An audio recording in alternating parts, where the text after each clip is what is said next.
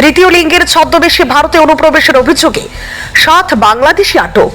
উত্তর জেলার অন্তর্গত পানিসাগর থানার পুলিশ তাদের আটক করে। পানিসাগর থানার সামনে 8 নম্বর জাতীয় সড়কের নাকা পয়েন্টে আগরতলা থেকে ধর্মনগরগামী একটি বাসকে তল্লাশির সময় কিছু যাত্রীকে দেখে সন্দেহ হয় পুলিশের। তখন তাদের জাতীয় পরিচয়পত্র দেখতে চাইলে তারা আধার কার্ড দেখায়, কিন্তু তারপরেও পুলিশের সন্দেহ রয়ে যায়। তাই তাদেরকে নিয়ে আসে থানায় এবং সেখানে জিজ্ঞাসাবাদ করলে জানায় তারা সবাই বাংলাদেশি।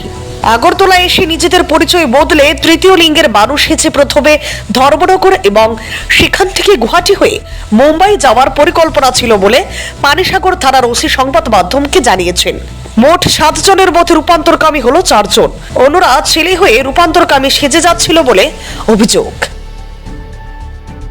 বিকেলবেলা আমাদের যে পানিসাগর পিএসএ নাকা পয়েন্ট আছে সেখানে বিকেল চেকিংয়ের সময় আমরা একটা বাসকে চেক করছিলাম। তখন ওদেরকে আমরা সাসপিশিয়াসলি জিজ্ঞেস করি, তো ওদের কথায় আমরা বুঝে যাই যে ওরা বাংলাদেশি ন্যাশনাল। তারপর ওদেরকে নামিয়ে ওদের ডকুমেন্ট চেক করা হয়। যদিও 1-2 জনের আধার কার্ড এবং প্যান কার্ড শো করেছে, তারপরে আমরা যখন একটু হার্শলি ওদেরকে জিজ্ঞেস করি তখন ওরা স্বীকার করেছে যে ওরা ফেক ডকুমেন্ট বানিয়েছে। আগরতলা থেকেই কেউ হয়তো ওদের জন্য ফেক ডকুমেন্ট রেডি করেছে। যাই হোক, ওরা স্বীকার করেছে ওরা বাংলাদেশি ন্যাশনাল এবং ওরা বোম্বে যাচ্ছে থ্রু গুয়াহাটি।